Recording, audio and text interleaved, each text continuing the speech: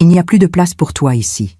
C'est ce que mon fils a écrit sur ce bout de papier froissé, posé sur une valise éventrée au milieu du trottoir. Je venais de rentrer de Bretagne. 3 semaines au bord de la mer, à respirer l'air salé, à essayer de comprendre pourquoi, depuis des mois, je me sentais de trop dans ma propre maison. Je pensais qu'un peu de distance arrangerait les choses, que Gédéon et Elisa auraient besoin de moi à mon retour. Mais en arrivant devant chez moi, ou plutôt devant ce qui avait été chez moi pendant 32 ans, j'ai vu mes affaires empilées sur le trottoir comme des déchets un soir de collecte. Mes livres, mon châle en cachemire, la photo encadrée de mon mari, décédé il y a 8 ans. Tout était là, jeté sans soin, exposé au regard des voisins. Et ce mot qui disait « Maman, pardonne-moi. Elisa m'a fait choisir entre elle et toi. Il n'y a plus de place pour toi ici. » Je suis restée figée, les jambes tremblantes, le cœur comme une pierre. Autour de moi, des passants détournèrent le regard. Une femme poussait son caddie en accélérant le pas. Un homme a baissé les yeux. J'étais devenue cette vieille dame dont on a honte, celle qu'on abandonne. Gédéon n'était même pas descendu me le dire en face. Elisa non plus. Il m'avait effacée, comme on efface une tache. Je m'appelle Océane Poirier. J'ai 59 ans. Et ce jour-là, sur ce trottoir mouillé de pluie d'octobre, j'ai compris qu'une mère pouvait être jetée comme un meuble dont on ne veut plus. Mais ce qu'il ne savait pas encore, c'est que cette femme qu'il venait de jeter allait se relever. Et qu'un jour, ils ouvriraient un magazine et verraient mon visage en couverture. Mais pour comprendre comment j'en suis arrivée là, il faut que je vous raconte tout depuis le début, depuis le jour où j'ai rencontré Elisa. Parfois, on fait confiance à ceux qui ne la méritent pas. Et vous, avez-vous déjà été abandonné par quelqu'un que vous aimiez? Racontez-moi votre histoire dans les commentaires. J'aimerais vous lire. Avant qu'Elisa n'entre dans nos vies, tout était simple. Peut-être trop simple pour qu'elle puisse l'accepter. Gédéon et moi, on formait une équipe. Une vraie. Depuis la mort de son père, Henri, c'était nous deux contre le monde. Enfin, c'est ce que je croyais. Henri était architecte. Un homme discret, élégant, qui dessinait des bâtiments le jour et jouait du piano le soir. Il est mort d'un infarctus en pleine nuit, dans notre lit. Sans un mot, sans un adieu. J'avais 51 ans. Gédéon en avait 26. On s'est accrochés l'un à l'autre comme deux naufragés. Lui venait dîner tous les dimanches. Je lui préparais son plat préféré. Un bœuf bourguignon mijoté pendant des heures, avec des petits oignons caramélisés et des carottes fondantes. On parlait de tout.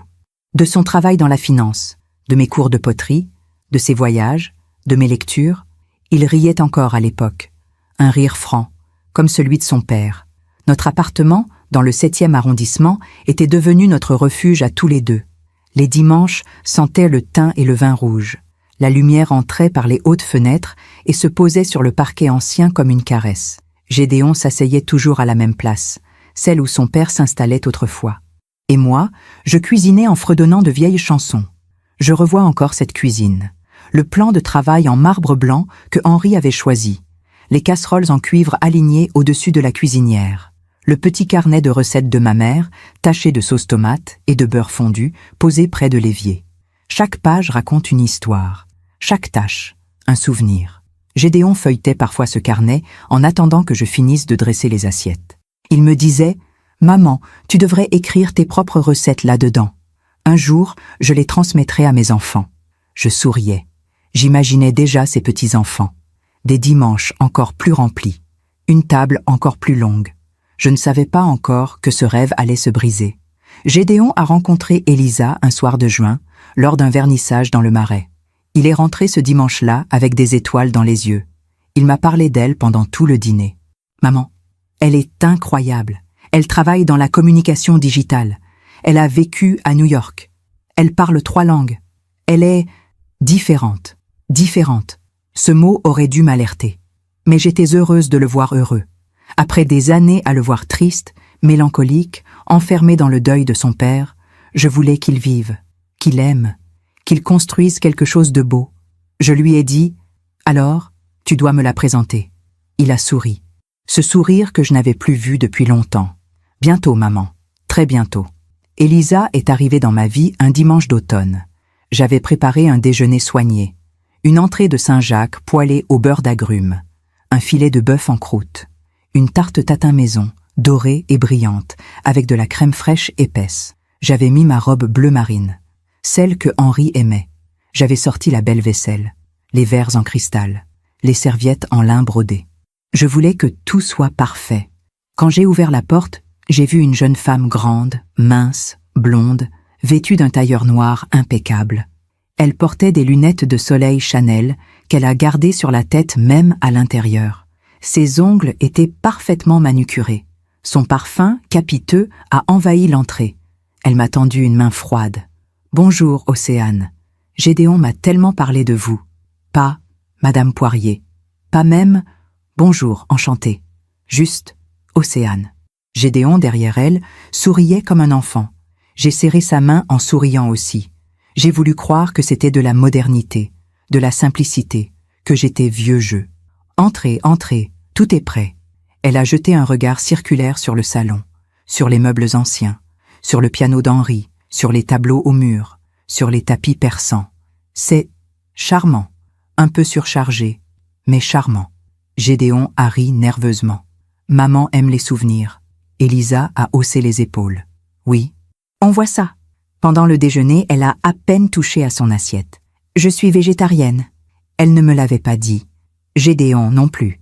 Je me suis excusée, confuse, et j'ai préparé en urgence une salade composée. Pendant ce temps, elle a sorti son téléphone et a commencé à scroller, sans un mot. Gédéon mangeait en silence, le regard baissé. Quand je suis revenue avec la salade, elle a à peine levé les yeux. Merci. Pas un sourire, pas un regard. J'ai essayé de lancer la conversation. Gédéon m'a dit que vous aviez vécu à New York. Ça a dû être passionnant. Oui, très. Silence. Et vous travaillez dans la communication? Digital. Oui. Silence encore. Gédéon a fini par intervenir, mal à l'aise. Maman, Elisa a monté une campagne incroyable pour une marque de cosmétiques. Elle a doublé leur visibilité en 3 mois. Elisa a souri. Pour la première fois. C'est mon métier. Elle a regardé autour d'elle encore une fois, puis a ajouté avec un petit rire. Dommage que vous n'ayez pas de Wi-Fi ici. J'aurais pu vous montrer mon portfolio. J'avais le Wi-Fi, mais je n'ai rien dit. Après le déjeuner, pendant que je débarrassais, je les ai entendus parler dans le salon. La voix d'Elisa, basse mais distincte. Elle est gentille, mais tu ne trouves pas que c'est un peu étouffant, tout ça? Tous ces meubles, ces photos, se passer partout. Gédéon a murmuré quelque chose que je n'ai pas entendu. Puis elle a ajouté « En tout cas, moi, je ne pourrais pas vivre comme ça. Dans un musée. » J'ai serré le torchon entre mes mains. Mes mains tremblaient, mais j'ai continué à laver les assiettes en silence. Ce soir-là, après leur départ, je me suis assise dans le salon, seule. J'ai regardé la photo d'Henri posée sur le piano. Et pour la première fois depuis 8 ans, j'ai pleuré. Pas parce qu'il était mort, mais parce que j'avais peur de perdre mon fils. Pendant que je raconte tout cela, je me demande d'où vous m'écoutez. Écrivez le nom de votre ville en commentaire. Les semaines qui ont suivi cette première rencontre, j'ai essayé de me convaincre que j'avais mal jugé Elisa. Peut-être était-elle simplement nerveuse. Peut-être voulait-elle bien faire et ne savait pas comment s'y prendre. Après tout, rencontrer la mère de l'homme qu'on aime, ce n'est jamais facile. Je me suis dit que je devais lui laisser une chance. Pour Gédéon. Pour nous. Alors j'ai continué à les inviter. Tous les dimanches. Comme avant. Mais rien n'était plus comme avant. Gédéon venait toujours, mais il arrivait différent. Plus tendu, plus silencieux. Il ne s'asseyait plus à la place de son père. Il attendait qu'Elisa choisisse où elle voulait s'installer, et il se mettait à côté d'elle. Elle s'asseyait toujours au bout de la table, la place que j'occupais autrefois. Ma place. La première fois, j'ai failli dire quelque chose, mais Gédéon m'a lancé un regard suppliant. Alors, je me suis installée sur le côté, comme une invitée dans ma propre maison. Elisa arrivait avec son téléphone à la main. Toujours. Elle le posait sur la table, face visible, et le consultait pendant tout le repas. Parfois, elle souriait en lisant un message. Parfois, elle répondait, les pouces pianotant sur l'écran, sans lever les yeux. Je cuisinais encore, mais elle ne mangeait presque rien. C'est trop riche pour moi. Je fais attention à ma ligne. Désolée, mais je ne digère pas les produits laitiers. Gédéon mangeait pour 2, en silence, comme s'il voulait compenser. Un dimanche, j'ai préparé un tagine d'agneau aux abricots. Une recette que ma mère m'avait apprise. Une recette que Gédéon adorait depuis qu'il était petit. Quand j'ai apporté le plat fumant à table, Elisa a froncé les sourcils. C'est quoi ce plat? Un tagine? Ah, marocain. Elle a dit ça avec un petit sourire en coin, puis elle a ajouté « Vous aimez la cuisine exotique alors ?» J'ai senti une pointe dans sa voix, quelque chose que je ne comprenais pas tout à fait. Mais Gédéon a coupé court. Maman cuisine ce qu'elle veut, et c'est délicieux. Elisa a haussé les épaules. Bien sûr, je disais juste que c'est original pour une Française. Elle a goûté une bouchée, une seule, puis elle a repoussé son assiette. Trop sucré pour moi. Désolé. Gédéon a baissé les yeux. Moi, j'ai souri. Mais à l'intérieur, quelque chose s'est fissuré. Puis, les critiques ont commencé. Doucement, subtilement. Océane, vous ne trouvez pas que cet appartement est un peu sombre? Vous devriez ouvrir les volets plus souvent. Laissez entrer la lumière. Ces rideaux en velours, c'est très années 80, non? Aujourd'hui, on privilégie la transparence, le minimalisme. Vous avez pensé à refaire la cuisine? Ce carrelage bleu, franchement, ça fait vieillot. À chaque fois, elle disait ça avec un sourire, comme si c'était un conseil, une suggestion amicale. Mais moi, j'entendais autre chose. J'entendais « Vous êtes dépassé. Vous vivez dans le passé. Vous n'êtes plus à la page. » Gédéon ne disait rien. Il hochait la tête. Parfois, il murmurait « Elisa a raison, maman. Ça te ferait du bien de rafraîchir un peu. » Rafraîchir. Comme si ma vie était fanée. Un soir, alors qu'il partait après le dîner, j'ai accompagné Gédéon jusqu'à la porte. Elisa était déjà descendue. Je l'entendais parler au téléphone dans l'escalier. J'ai posé ma main sur le bras de mon fils. « Gédéon, tu es heureux ?» Il a détourné le regard. « Oui, maman. Pourquoi tu me demandes ça? »« Parce que tu ne ris plus. » Il a soupiré. « Je ris, maman. C'est juste que la vie est différente maintenant. »« Différente comment ?» Il a hésité. Puis il a regardé vers l'escalier, comme s'il vérifiait qu'Elisa ne pouvait pas l'entendre. Elisa, elle a des attentes. Elle veut qu'on avance, qu'on construise quelque chose ensemble. Une vraie vie, moderne. Et moi, je ne fais pas partie de cette vie moderne? Il a ouvert la bouche, puis il l'a refermée. Ce n'est pas ça, maman. Alors c'est quoi? Il a posé sa main sur la mienne. Tu sais que je t'aime. Mais Elisa, elle a besoin de sentir qu'elle a sa place, qu'on n'est pas toujours en train de revivre le passé. Le passé? Tu parles de ton père? Je parle de tout, de cette maison, de ces dimanches, de cette routine. Elisa dit que tu me surprotèges, que tu m'empêches de grandir. Les mots m'ont frappé comme une gifle. C'est elle qui dit ça? Non. Enfin, oui, mais elle a peut-être raison. Il a embrassé mon front rapidement, puis il est parti. Je suis restée dans l'entrée, la main posée sur la poignée de la porte. J'entendais leur voix dans l'escalier. La voix d'Elisa, forte, assurée. La voix de Gédéon, faible, soumise. Et j'ai compris. Elle ne voulait pas simplement avoir une place dans sa vie. Elle voulait prendre la mienne. Les dimanches suivants, Gédéon a commencé à annuler. « Désolé, maman, on a un brunch avec les collègues d'Elisa. »« Pardon, maman, on part à Deauville pour le week-end. »« On ne peut pas ce dimanche. Elisa organise un dîner chez nous. » Chez nous. Il avait emménagé avec elle 2 mois après notre première rencontre, dans un appartement moderne du 11e arrondissement. Tout blanc, tout vide, tout froid. Il ne m'avait pas demandé mon avis. Il m'avait juste annoncé la nouvelle par téléphone. « Je pense que c'est le bon moment, maman. » J'avais dit « Si tu es heureux, alors je suis heureuse. » Mais j'avais raccroché et j'avais pleuré pendant 1 heure. Un mardi après-midi, je suis passée chez eux sans prévenir.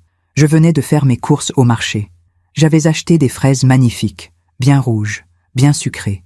Je savais que Gédéon les adorait. J'ai pensé que ce serait une bonne surprise. J'ai sonné. Elisa a ouvert. Elle portait un peignoir blanc. Ses cheveux étaient mouillés. Elle m'a regardé avec surprise. Pas une bonne surprise. « Océane? Qu'est-ce que vous faites là ?» Je passais dans le quartier. J'ai apporté des fraises pour Gédéon. Elle n'a pas bougé. Elle bloquait l'entrée. Gédéon n'est pas là, il est au bureau. Ah, bon? Eh bien, je peux les laisser. Ce n'est pas la peine. On en a déjà. J'ai tendu quand même le sac. Prenez-les quand même. Elles sont vraiment très bonnes. Elle a soupiré. Puis elle a pris le sac du bout des doigts, comme si c'était sale. Merci. Elle allait refermer la porte quand j'ai osé demander « Je peux entrer 1 minute, juste pour voir comment vous avez aménagé ?»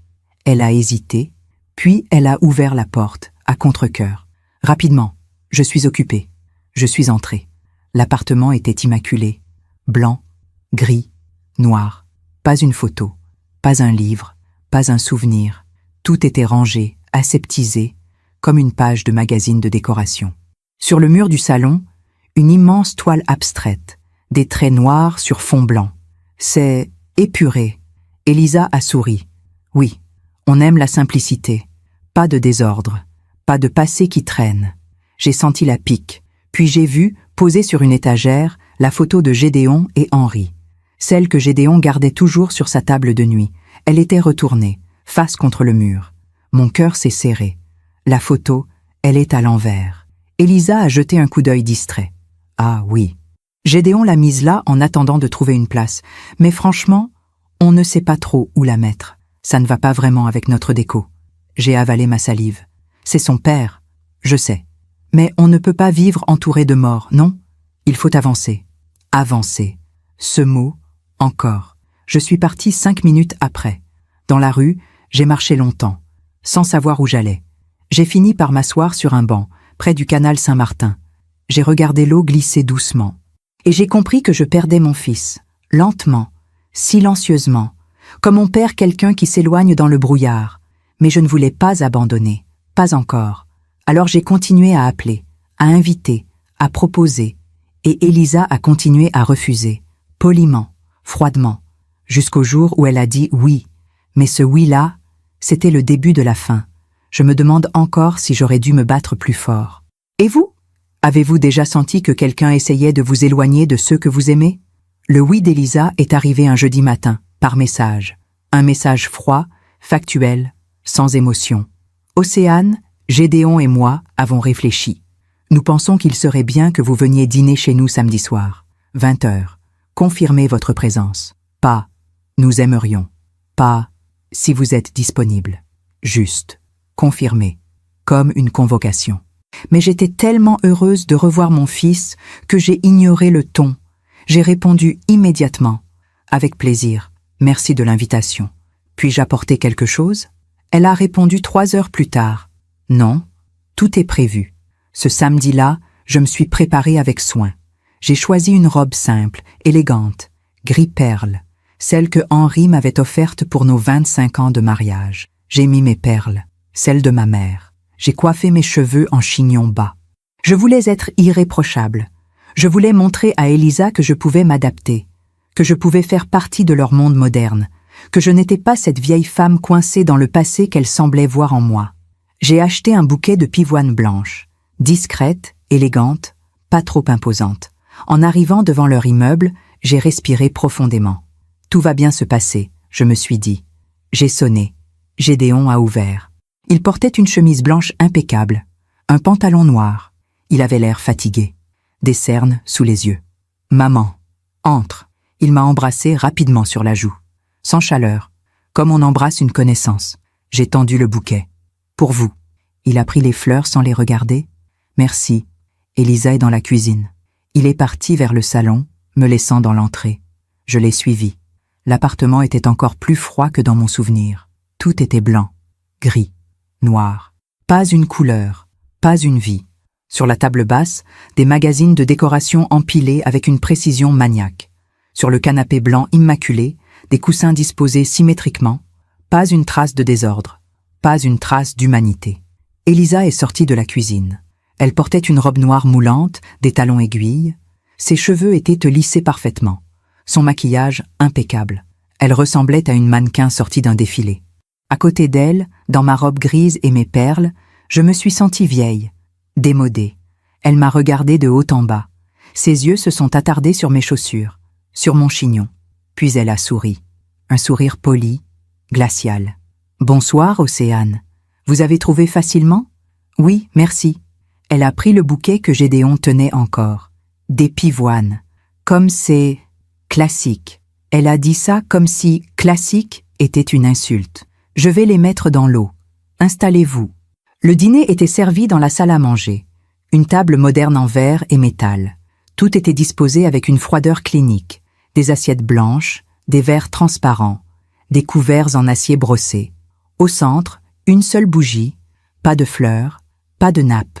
Elisa a apporté les plats. Une salade de quinoa, du poisson blanc vapeur, des légumes grillés sans assaisonnement. Tout était fade, sans goût, sans âme. Mais j'ai souri. Ça a l'air délicieux. Elisa s'est assise en face de moi. Gédéon s'est installé à côté d'elle. Comme toujours, on a commencé à manger en silence. Un silence pesant, insupportable. J'ai essayé de lancer la conversation. « Alors, Gédéon, comment va ton travail ?» Il a levé les yeux brièvement. « Bien. Beaucoup de dossiers en ce moment. Tu travailles sur quelque chose de particulier ?» Il a ouvert la bouche, mais Elisa a coupé. Il travaille énormément, trop même. Mais c'est important pour sa carrière, pour notre avenir. Notre avenir. Elle a posé sa main sur celle de Gédéon. Il a baissé les yeux. J'ai senti mon estomac se nouer. « Et toi, Elisa, ton travail se passe bien ?» Elle a souri. Un sourire satisfait. « Très bien. J'ai décroché un contrat avec une marque de luxe. Ça va me demander beaucoup de temps, mais c'est une opportunité énorme. C'est formidable. Oui, d'ailleurs, on va devoir voyager pas mal dans les prochains mois. Londres, Milan, New York. » Elle a marqué une pause. Puis elle a ajouté, en me regardant droit dans les yeux, « On ne sera pas beaucoup disponible, donc. » Le message était clair. Ne compte pas sur nous. Ne compte plus sur lui. Le repas s'est poursuivi dans un malaise grandissant. Elisa parlait, beaucoup, de ses projets, de ses succès, de ses voyages, de leur vie parfaite. Gédéon acquiesçait, silencieux, absent. Moi, j'écoutais. Je souriais. Je hochais la tête. Mais à l'intérieur, je m'effritais. Puis, au moment du dessert, un sorbet au citron sans sucre, Elisa a lâché la bombe. « Océane, on voulait vous parler de quelque chose. » J'ai relevé la tête. Gédéon a évité mon regard. On réfléchit à acheter un appartement plus grand, pour fonder une famille. Mon cœur a bondi. Une famille? Vous attendez un enfant? Elisa a ri. Un rire sec. Non, pas encore. Mais on y pense. Et pour ça, on a besoin d'espace, d'intimité. Elle a marqué une pause. Puis elle a continué. C'est pour ça qu'on voulait vous dire qu'il serait peut-être temps de repenser à votre situation. Ma situation? Oui, votre appartement. C'est grand, beaucoup trop grand pour vous toute seule.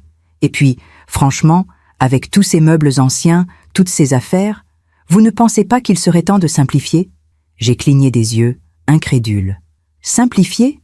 Gédéon a toussé, mal à l'aise. Maman, ce qu'Elisa veut dire, c'est que tu pourrais peut-être vendre, te trouver quelque chose de plus petit, de plus pratique, vendre. Mais c'est ma maison, c'est la maison de ton père, c'est là que tu as grandi.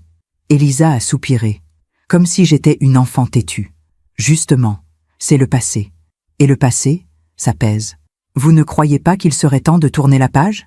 De vous alléger? M'alléger? Oui. Et puis, soyons honnêtes, cet appartement vaut une fortune. Dans le 7e arrondissement. Avec cette surface, vous pourriez en tirer un excellent prix. J'ai regardé Gédéon. Il fixait son assiette. Gédéon, c'est ce que tu veux? Il a hésité, longtemps. Puis il a murmuré, « Je veux juste que tu sois bien, maman. » Elisa a souri. Et puis, pensez-y. Si vous vendiez, vous pourriez nous aider à acheter notre nouvel appartement. Ce serait un bel investissement pour vos futurs petits-enfants. Mes futurs petits-enfants. Elle utilisait mes rêves comme monnaie d'échange. J'ai senti les larmes monter, mais je les ai retenues. Je vais y réfléchir. Elisa a hoché la tête, satisfaite. Prenez votre temps, mais pas trop quand même. Je suis partie 1 heure plus tard. Gédéon m'a raccompagnée jusqu'à l'ascenseur. Dans le couloir, je lui ai pris la main. Gédéon, dis-moi la vérité. C'est toi qui veux que je vende ou c'est elle? Il a retiré sa main doucement. Maman, on veut juste ce qui est le mieux pour toi. Le mieux pour moi ou le mieux pour elle? Il a soupiré. Pourquoi tu fais toujours ça? Quoi? Tu la critiques, tu la juges, alors qu'elle essaie juste de nous construire un avenir. En me demandant de vendre la maison de ton père, ce n'est pas la maison de papa, c'est juste un appartement. Les mots m'ont traversé comme une lame. Juste un appartement? L'ascenseur est arrivé. Gédéon a appuyé sur le bouton. Bonne soirée, maman. Les portes se sont refermées sur son visage, un visage que je reconnaissais à peine. Dans le taxi qui me ramenait chez moi, j'ai regardé défiler les lumières de Paris, cette ville que j'aimais tant, ces rues où j'avais marché avec Henri, avec Gédéon enfant, et j'ai compris que j'étais en train de tout perdre. Mais je ne voulais pas voir la vérité. Pas encore. Alors je me suis dit que c'était une mauvaise passe, que ça allait s'arranger, que Gédéon reviendrait à lui. Je me suis accrochée à cet espoir comme une naufragée à une bouée, parce que sans cet espoir, il ne me restait rien. Les semaines suivantes, j'ai essayé d'être celle qu'Élisa voulait que je sois. J'ai arrêté de les inviter tous les dimanches. J'ai arrêté de passer sans prévenir. J'ai arrêté de cuisiner pour Gédéon. Je me suis faite petite, discrète, inexistante. J'espérais qu'en m'effaçant, elle me laisserait une place, même petite, même ridicule. Juste une place. Mais Élisa ne voulait pas me laisser une place. Elle voulait que je disparaisse. Un matin, Gédéon m'a appelé. « Maman, on a trouvé un appartement. C'est parfait. Mais on a besoin d'un apport. » Mon cœur s'est serré. « Tu veux que je... » « Oui, si tu pouvais nous prêter de l'argent. Ou si tu voulais vraiment réfléchir à vendre ton appartement. » Gédéon. « Juste y réfléchir, maman. S'il te plaît. Pour moi. Pour moi. » Ces mots-là, je ne pouvais pas les ignorer. Alors j'ai dit oui. J'ai dit que j'allais y réfléchir. J'ai dit que je ferais tout pour l'aider. Parce que c'était mon fils. Et qu'une mère ferait n'importe quoi pour son enfant. Même s'annuler.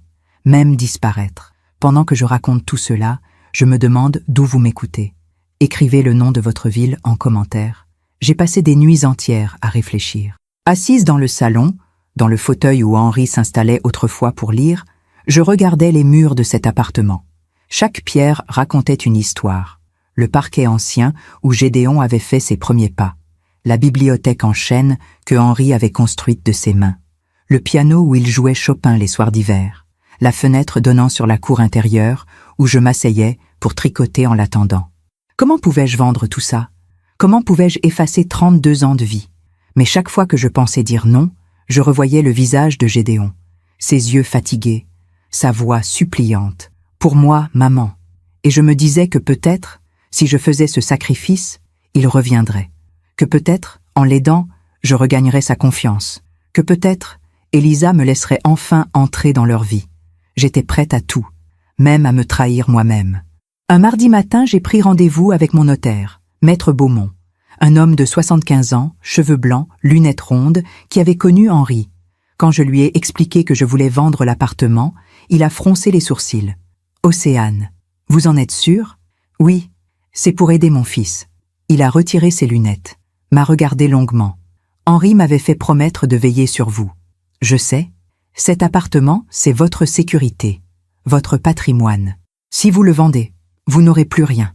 J'aurai mon fils. » Il a secoué la tête tristement. « Océane, pardonnez-moi, mais êtes-vous certaine que votre fils a vraiment besoin de cet argent? Ou est-ce sa femme qui... C'est pour leur avenir, pour fonder une famille. » Il a soupiré. « Très bien, si c'est votre décision. Mais laissez-moi au moins faire une estimation. Et réfléchissez encore.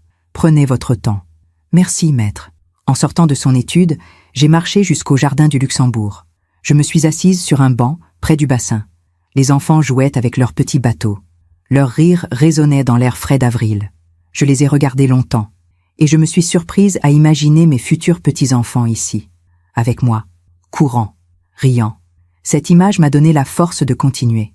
Le soir même, j'ai appelé Gédéon. « Mon chéri, j'ai vu le notaire.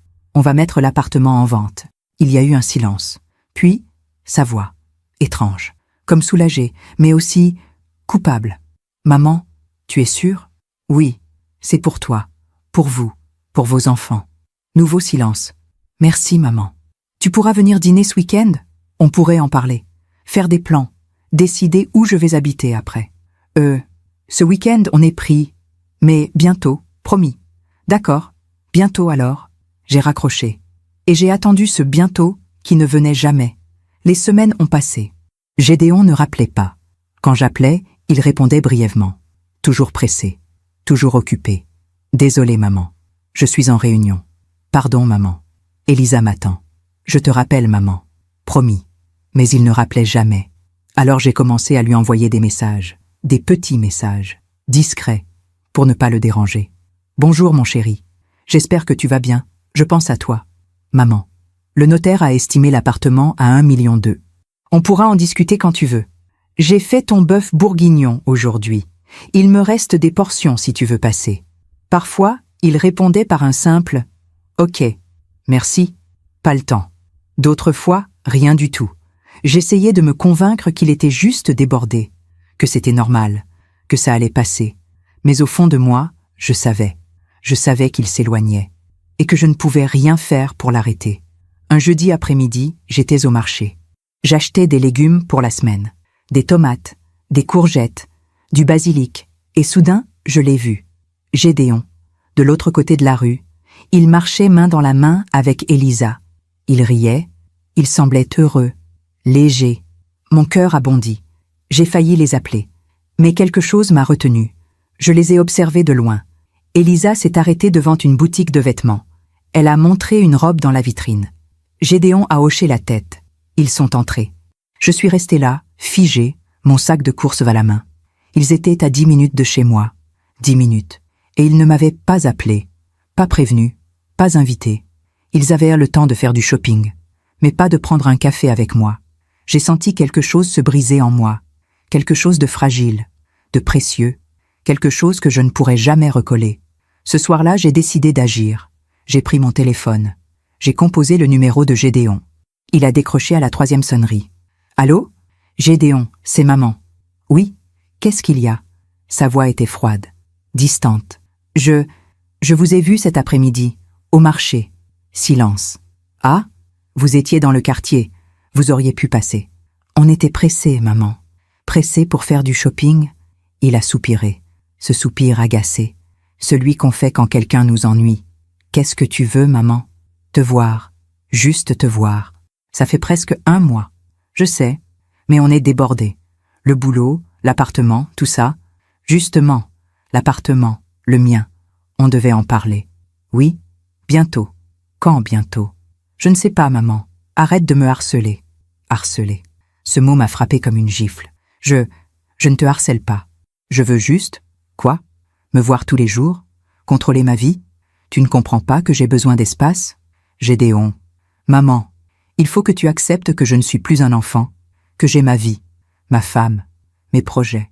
Je sais tout ça, mais je suis ta mère. Et alors, ça ne veut pas dire que tu peux tout exiger de moi. J'ai senti les larmes couler. Je n'exige rien. Je veux juste faire partie de ta vie. Il y a eu un silence, puis une voix, en arrière-plan.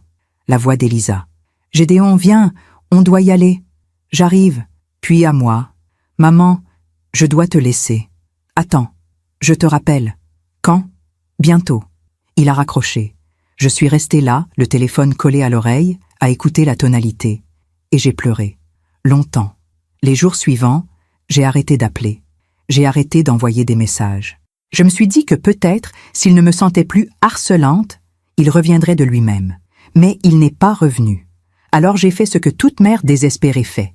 J'ai regardé ses réseaux sociaux. Gédéon ne postait jamais beaucoup. Mais Elisa, elle, oui. Instagram, Facebook, LinkedIn. Sa vie était étalée là, en photo parfaite, en story soignée. Et c'est là que j'ai vu. Des photos d'eux, en terrasse, au restaurant, en week-end à Deauville, à un vernissage, à un dîner entre amis. Il souriait, il rayonnait. Et moi, je n'étais nulle part. Pas une mention, pas une photo, pas un mot. Comme si je n'existais pas, comme si je n'avais jamais existé. Puis, un dimanche soir, j'ai vu une story. Elisa, dans leur salon, un verre de champagne à la main. Légende. Celebrating new beginnings with the people who matter. En arrière-plan, une dizaine de personnes. Des amis, des collègues, et Gédéon, souriant, un bras autour des épaules d'Elisa. Ils avaient organisé une fête. Un dimanche, notre jour, et ils ne m'avaient pas invité. J'ai posé le téléphone. J'ai éteint la lumière. Et je me suis allongée dans le noir. Quelques jours plus tard, j'ai reçu un message de Gédéon. Pas un appel. Un message. Maman, on a signé pour l'appartement. On aura besoin de l'argent dans 3 semaines. Le notaire va te contacter. Merci. Merci. Comme si j'étais une banque. Comme si j'étais un service. J'ai relu le message 10 fois. Pas de « Comment vas-tu ?»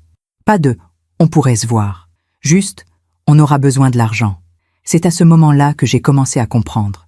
Vraiment comprendre. Elisa ne voulait pas seulement éloigner Gédéon de moi. Elle voulait aussi mon argent, mon appartement, mon patrimoine. Elle avait tout planifié, le rapprochement, les critiques, l'isolement, la pression. Et Gédéon, aveuglé, manipulé, soumis, était devenu son complice. Mais je ne voulais toujours pas y croire. Pas encore. Alors j'ai décidé de faire une dernière tentative. Une dernière fois, j'allais essayer de lui parler, de lui ouvrir les yeux, de le sauver, même si, au fond, c'était moi qui me noyais. J'ai envoyé un message. « Gédéon, il faut qu'on parle. De l'appartement, de nous. Peux-tu venir dîner samedi? Juste toi et moi. » Il a répondu 2 heures plus tard. « Je ne peux pas sans Elisa. S'il te plaît, c'est important. Maman, arrête. Tout ce que tu as à me dire, tu peux le dire devant elle. » J'ai insisté. « Non, c'est entre toi et moi. » Il n'a pas répondu. Pendant 3 jours. Puis, finalement, « Ok, samedi, 19 heures. Mais je ne reste pas longtemps. » Ce samedi-là, j'ai tout préparé avec soin. Son plat préféré, son vin préféré, la table dressée comme autrefois. J'avais répété dans ma tête ce que j'allais lui dire, que je l'aimais, que je voulais son bonheur, mais que je sentais qu'il n'était plus lui-même, que je voulais juste comprendre, juste l'aider. À 19 heures, on a sonné. J'ai ouvert. Gédéon était là, avec Elisa. Mon cœur s'est effondré. Je t'avais dit, juste nous deux. Elisa a souri. Ce sourire froid que je connaissais maintenant par cœur. Gédéon m'a dit que vous vouliez parler de l'appartement. Ça me concerne aussi, non? Gédéon a baissé les yeux. Désolée, maman. Mais elle a raison. Je les ai laissés entrer. Et j'ai su, à cet instant précis, que j'avais déjà perdu. Je me demande encore si j'ai fait le bon choix en les laissant entrer. Et vous? Qu'auriez-vous fait à ma place? Le dîner a commencé dans un silence glacial. J'avais préparé le bœuf bourguignon, celui que Gédéon aimait tant. Celui qui nous rappelait Henri, nos dimanches, notre famille. Mais Gédéon n'a presque rien mangé. Elisa, elle, n'a pas touché son assiette. Je vous avais dit que j'étais végétarienne, Océane. Elle ne l'avait pas dit, pas cette fois-ci. Mais je n'ai rien répondu. Je me suis levée. J'ai préparé une salade en silence. Quand je suis revenue, ils chuchotaient. Ils se sont tus en me voyant. J'ai posé l'assiette devant Elisa. Voilà. Merci. Elle a pris sa fourchette, a piqué une feuille de salade, l'a regardée, l'a reposée. Pas faim, finalement. Gédéon a toussé. « Maman, tu voulais nous parler ?» J'ai respiré profondément. « Oui, de l'appartement. » Elisa s'est redressée, soudain attentive. « Oui, vous avez signé les papiers ?»« Non, pas encore. » Son sourire s'est figé. « Pourquoi? Le notaire vous a contacté, non ?»« Oui, il m'a contacté. » Alors, j'ai regardé Gédéon. J'ai besoin de comprendre quelque chose. Il a froncé les sourcils. Comprendre quoi? Pourquoi tu as besoin de cet argent si vite? Elisa a répondu à sa place. On vous l'a déjà dit.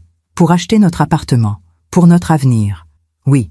Mais Gédéon a un bon salaire. Toi aussi? Vous pourriez emprunter? On emprunte déjà, mais on a besoin d'un apport conséquent. Conséquent comment? 300 000 €. Mon cœur s'est arrêté.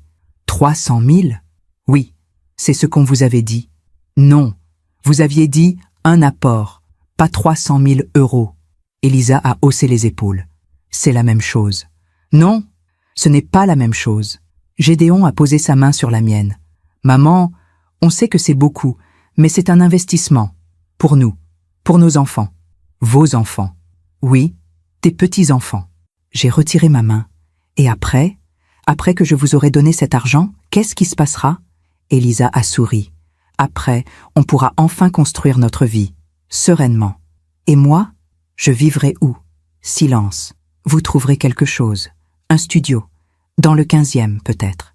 Ou à Montreuil. C'est plus abordable. Montreuil. Elle voulait que je quitte Paris, que je quitte mon quartier, mes souvenirs, ma vie, pour qu'ils puissent s'installer confortablement dans le leur. J'ai senti la colère monter. Une colère que j'avais retenue pendant des mois. Et si je refuse? Elisa a cligné des yeux. Pardon? Si je refuse de vendre, si je garde mon appartement. Elle a ri. Un rire sec, méprisant. Vous ne ferez pas ça. Pourquoi? Parce que vous êtes sa mère, et qu'une mère ne refuse rien à son fils. J'ai regardé Gédéon. C'est vrai? Tu penses comme elle? Il a détourné les yeux. Maman, on compte sur toi. Vous comptez sur moi, ou vous comptez sur mon argent? Elisa a posé ses couverts bruyamment. Franchement, Océane, vous êtes pathétique. Vous vivez seul dans un appartement immense, entouré de fantômes. Vous n'avez pas d'amis, pas de vie, rien.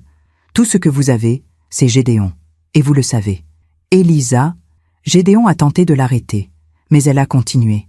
Alors, oui, on vous demande de l'argent. Et alors, qu'est-ce que vous allez en faire de toute façon? Vous êtes vieille, seule, vous n'avez personne d'autre que nous. Alors, au lieu de jouer les martyrs, soyez reconnaissante qu'on vous garde encore dans nos vies. Les mots sont tombés comme des pierres. Gédéon n'a rien dit. Il n'a pas protesté. Il n'a pas défendu sa mère. Il est resté là, silencieux, complice. J'ai senti quelque chose se briser définitivement en moi. Je me suis levée, lentement, calmement. Sortez. Elisa a ricané. Quoi? Sortez de chez moi. Océane. Maintenant. Gédéon s'est levé aussi. Maman, calme-toi. Me calmer? Elle vient de m'insulter dans ma propre maison. Et toi, tu n'as rien dit. Rien. Elle est énervée. Elle ne pensait pas... Si, elle pensait chaque mot. J'ai regardé Elisa droit dans les yeux. Vous croyez que je suis vieille, seule, pathétique. Vous croyez que je n'ai que Gédéon, que je n'ai rien. Elle a souri. Ce sourire arrogant que je détestais. C'est la vérité, non? Peut-être. Mais au moins, moi, j'ai une dignité. Son sourire s'est effacé. Sortez, les deux. Gédéon a tenté de s'approcher. Maman, non, ne m'appelle plus comme ça. Une mère, on la respecte, on la protège, on ne la laisse pas se faire humilier. Tu as fait ton choix, Gédéon. Tu l'as faite dès le premier jour. Maintenant, pars. Il a ouvert la bouche, puis l'a refermée. Elisa a attrapé son sac. De toute façon, on n'a plus rien à faire ici. Elle s'est dirigée vers la porte. Gédéon l'a suivie. Puis, sur le seuil, il s'est retourné. Maman, pour l'argent. Il n'y aura pas d'argent. Quoi? Je ne vends pas? Elisa est revenue sur ses pas, furieuse. Vous ne pouvez pas faire ça. Si, je peux. C'est mon appartement. Mais on compte sur cet argent. Ce n'est pas mon problème. Vous êtes égoïste? Non. Je suis lucide. Gédéon est resté figé. Maman, tu ne peux pas nous faire ça. Vous faire quoi? Garder ce qui m'appartient? Mais on a signé. Ce n'est pas mon problème. Vous n'aviez qu'à me demander avant de signer. Elisa a explosé. Espèce de vieille folle. Vous allez le regretter. Sortez, ou j'appelle la police. Gédéon a pris Elisa par le bras. Viens, on s'en va. Il m'a lancé un dernier regard. Un regard que je n'oublierai jamais. Un regard de haine. Puis, il a claqué la porte. Je suis restée debout, immobile. J'ai entendu leurs pas dans l'escalier. Leurs voix, leurs cris étouffés. Puis le silence. Je me suis assise. J'ai regardé la table. Le bœuf bourguignon intact. Les verres pleins. Les bougies consumées. Et j'ai pleuré. Pas de rage, pas de tristesse, de soulagement. Parce que, pour la première fois depuis des mois, j'avais dit non. Pour la première fois, j'avais choisi ma dignité.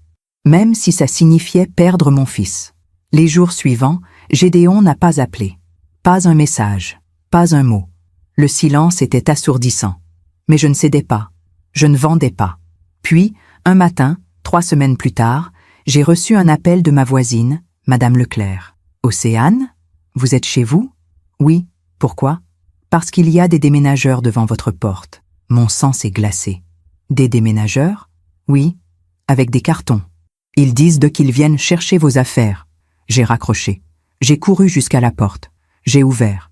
Et là, dans le couloir, 2 hommes en bleu de travail. « Madame Poirier? »« Oui. Qu'est-ce que vous faites là? On vient déménager vos affaires. »« Quoi? Votre fils a signé un mandat. Il nous a donné les clés. »« Les clés? Quelles clés? » L'un d'eux a sorti un trousseau. Les clés de mon appartement, les clés que j'avais données à Gédéon, pour les urgences. Il n'a pas le droit. Il est votre fils. Il a signé. On a un mandat légal. Mais c'est mon appartement. Désolée, madame. On fait juste notre travail. Ils sont entrés. J'ai essayé de les arrêter. Mais ils étaient 2, costauds, déterminés. Ils ont commencé à emballer mes affaires, mes livres, mes vêtements, mes souvenirs. Arrêtez, arrêtez ça immédiatement. J'ai appelé Gédéon. Il n'a pas décroché. J'ai appelé 10 fois, 20 fois, rien. Puis, finalement, un message. De sa part. Maman, tu as eu ta chance. Tu as refusé de nous aider. Alors, on prend ce qui nous revient. L'appartement sera vendu. Elisa a trouvé un acheteur. Tu seras relogé. Ne t'inquiète pas. Ne t'inquiète pas. Comme si c'était normal. Comme si c'était juste. J'ai appelé Maître Beaumont. Ils ne peuvent pas faire ça, n'est-ce pas? Légalement, non. Mais s'ils ont un faux mandat, ça peut prendre du temps de tout bloquer. Combien de temps? Des semaines. Des mois. Mais je n'ai pas des mois. Ils sont là maintenant. Appelez la police. J'ai appelé. Ils sont venus. Mais les déménageurs avaient disparu. Avec une partie de mes affaires. Mes vêtements. Mes bijoux. Le carnet de recettes de ma mère. Et la photo d'Henri. La photo que j'avais gardée sur le piano pendant 8 ans. Ils l'avaient prise. Ce soir-là, j'ai compris. Gédéon ne reviendrait jamais. Elisa avait gagné. Elle l'avait retourné contre moi, transformé en instrument. Et lui, aveuglé, soumis, l'avait laissé faire. J'étais seule, vraiment seule, mais je refusais de me laisser détruire. Alors j'ai pris une décision. Une décision que je n'aurais jamais cru possible quelques mois plus tôt. J'allais partir, loin d'eux, loin de cette douleur. J'allais disparaître et recommencer, même à 59 ans, même sans rien, parce que j'avais encore ma dignité et qu'elle valait plus que tout l'or du monde. Le lendemain matin, j'ai réservé un billet de train pour la Bretagne, là où j'avais passé 3 semaines, quelques mois plus tôt, là où j'avais respiré, où j'avais rêvé. J'ai emballé ce qui me restait, quelques vêtements, quelques livres, et je suis partie, sans un mot, sans un adieu. 3 jours plus tard, alors que j'étais installée dans une petite chambre d'hôtel face à la mer, j'ai reçu un appel de Maître Beaumont. « Océane, il faut que vous rentriez, tout de suite. » Pourquoi? Ils ont mis l'appartement en vente, avec une procuration falsifiée. Quoi? Gédéon a signé des documents en votre nom. Il ne peut pas faire ça. Si vous ne réagissez pas, ils vont vendre. Et vous ne pourrez rien faire. J'ai fermé les yeux. Combien de temps j'ai? 2 semaines, maximum. Je rentre. Mais quand je suis rentrée, 2 jours plus tard, c'était trop tard. L'appartement avait été vendu, à un prix dérisoire. Gédéon avait empoché l'argent. Et quand je suis arrivée devant chez moi, mes affaires étaient sur le trottoir. Mes valises, mes cartons, mes souvenirs, jetés comme des déchets, et sur l'une des valises, un mot, de la main de Gédéon. « Maman, pardonne-moi. Elisa m'a fait choisir entre elle et toi. Il n'y a plus de place pour toi ici. » Je suis restée là, sous la pluie, à regarder ma vie étalée sur le trottoir, et j'ai compris que tout était fini, que mon fils m'avait trahi, que j'avais tout perdu, ma maison, mon passé, mon avenir, tout. Mais ce qu'il ne savait pas, c'est que cette femme qu'il venait de jeter allait se relever, plus forte, plus déterminée, et qu'un jour, il verrait mon visage, et qu'il regretterait. Je suis restée sur ce trottoir pendant 1 heure, peut-être plus. Le temps avait perdu tout sens. Les passants me regardaient. Certains détournèrent les yeux, gênés. D'autres ralentissaient, curieux, avant de presser le pas. J'étais devenue un spectacle. Une vieille femme abandonnée au milieu de ses affaires. Une scène qu'on voit dans les films. Pas dans la vraie vie. Pas dans le 7e arrondissement de Paris. Pas à une femme comme moi. Madame Leclerc, ma voisine, est descendue. Elle tenait un parapluie. Elle l'a ouvert au-dessus de moi. « Océane, mon Dieu, qu'est-ce qui s'est passé ?» Je n'ai pas pu répondre. Ma gorge était nouée. Elle a posé sa main sur mon épaule. « Venez, montez chez moi, on va appeler quelqu'un. »« Appeler qui? La police? Un avocat? Votre fils? » « Non. »« Mais Océane? » ?»« Non. » J'ai regardé mes valises, mes cartons détrempés. Le carton où était rangée la vaisselle de ma grand-mère. Celui où j'avais mis les dessins de Gédéon enfant. Celui avec les lettres d'Henri. Tout était là, exposé, humilié, comme moi. Aidez-moi juste à ranger tout ça. Ranger? Mais où? N'importe où. Dans votre cave, dans la rue, je ne sais pas. Océane, s'il vous plaît. Elle a hoché la tête, les larmes aux yeux. Et ensemble, on a commencé à déplacer mes affaires. Une valise, un carton, une autre valise. C'était pathétique. Mais c'était tout ce qui me restait. Madame Leclerc m'a hébergée cette nuit-là. Elle m'a donné sa chambre d'amis. Un lit étroit, des draps qui sentèrent la lavande.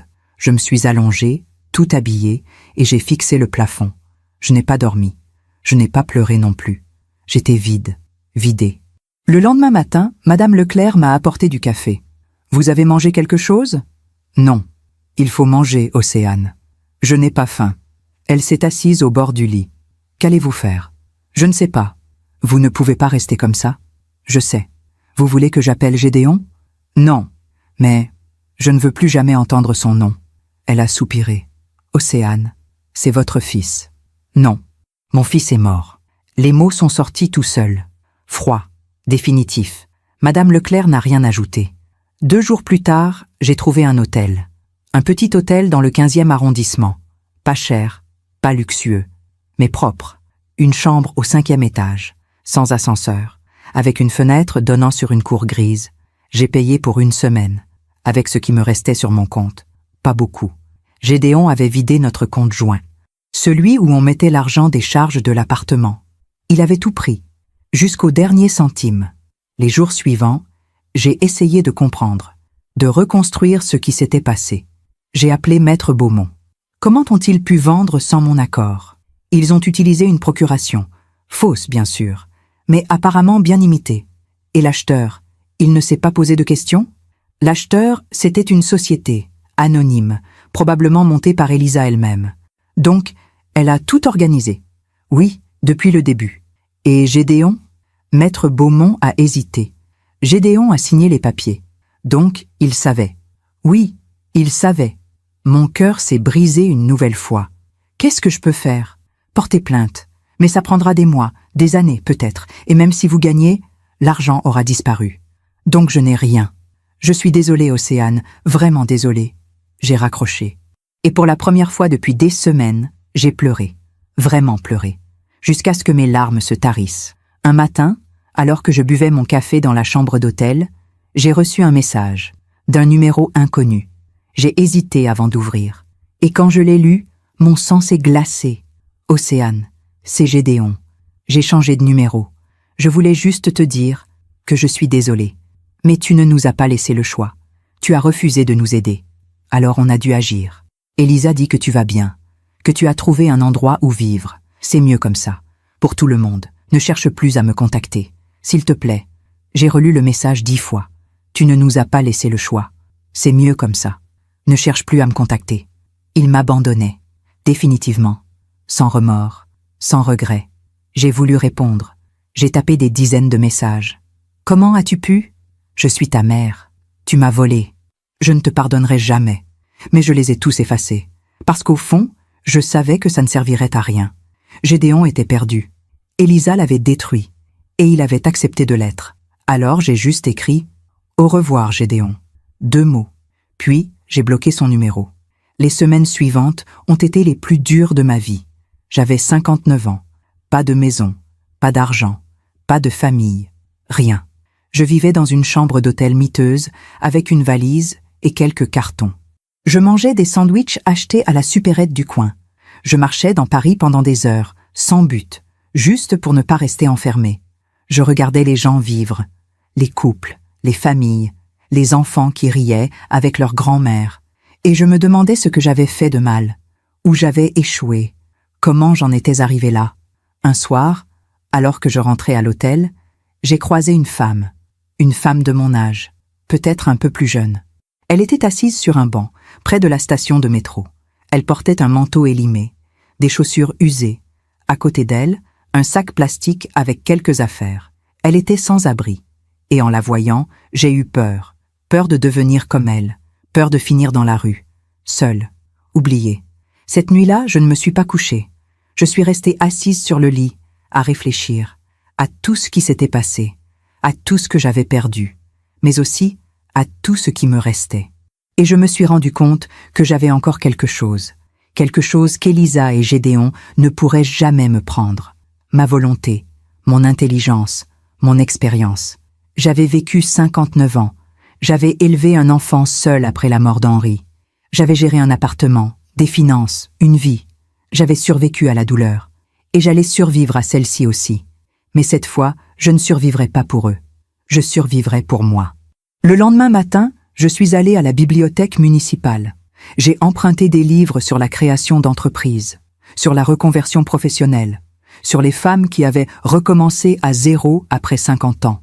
J'ai lu pendant des heures, des jours, des semaines. Et petit à petit, une idée a germé. Une idée folle. Une idée qui aurait semblé impossible quelques mois plus tôt, mais qui, maintenant, était la seule chose qui me donnait envie de me lever le matin. Avant de rencontrer Henri, j'avais étudié les arts décoratifs. J'aimais la décoration, l'agencement, la beauté des espaces. Mais après mon mariage, j'avais tout abandonné pour m'occuper de notre foyer, de Gédéon. J'avais mis mes rêves de côté, pendant 30 ans. Mais ces rêves étaient toujours là, enfouis, oubliés, mais vivants. Alors j'ai décidé de les ressusciter. J'allais créer une entreprise de décoration d'intérieur, pour les femmes comme moi. Les femmes qui avaient tout perdu, les femmes qui voulaient recommencer, les femmes qui cherchèrent la beauté dans les ruines. Je n'avais pas d'argent, pas de réseau, pas de bureau, mais j'avais une idée et une rage silencieuse qui me donnait une énergie que je n'avais jamais connue. J'ai commencé petit, j'ai créé un compte Instagram, j'ai posté des photos de pièces que j'avais redessinées dans ma tête, des croquis, des moodboards, des conseils pour transformer un espace avec peu de moyens. J'ai utilisé ma chambre d'hôtel comme premier projet. J'ai acheté quelques objets dans des brocantes, un vase, un coussin, un cadre. J'ai tout réaménagé et j'ai pris des photos. Avant, après. Les gens ont commencé à suivre mon compte. 10 personnes, puis 100, puis 1000. Des femmes, surtout. Des femmes qui me comprenaient. Des femmes qui avaient traversé des épreuves, qui cherchaient à se reconstruire. Un jour, j'ai reçu un message d'une femme qui avait vu mon travail. « Bonjour Océane, je viens de divorcer, je viens de m'installer dans un studio. Je ne sais pas par où commencer. Pourriez-vous m'aider ?» C'était ma première cliente. Je l'ai rencontrée. On a parlé, longtemps, de sa vie, de ses rêves, de ce qu'elle voulait créer, et je lui ai conçu un espace, avec presque rien, mais avec beaucoup de cœur. Elle a pleuré en voyant le résultat. C'est exactement ce dont j'avais besoin. Merci. Elle m'a payé. Pas beaucoup, mais assez pour croire que c'était possible. Les mois ont passé. J'ai enchaîné les projets, de plus en plus. Des studios, des appartements, des maisons, des femmes divorcées, des veuves, des mères seules. Toutes cherchaient à la même chose, un nouveau départ. Et je le leur donnais, pas juste en décorant leurs espaces, mais en les écoutant, en les comprenant, en leur montrant qu'il était possible de recommencer, même à 50 ans, 60 ans, même après avoir tout perdu. 6 mois après avoir été jeté sur ce trottoir, j'avais une petite entreprise. Rien de grand, rien de spectaculaire. Mais c'était à moi, et ça fonctionnait. J'avais quitté l'hôtel, j'avais loué un petit appartement dans le 11e. Simple, lumineux, paisible. Mon premier chez moi depuis des mois. Et pour la première fois depuis longtemps, j'ai souri. Un vrai sourire. Mais je ne pensais pas que ça s'arrêterait là. Parce qu'un jour, j'ai reçu un email d'une journaliste de Forbes France. « Madame Poirier, nous avons découvert votre travail sur Instagram.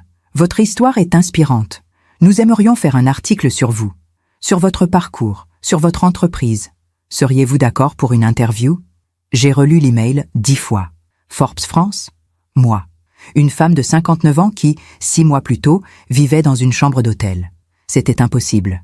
Et pourtant, j'ai dit oui. Je me demande encore si j'ai fait le bon choix.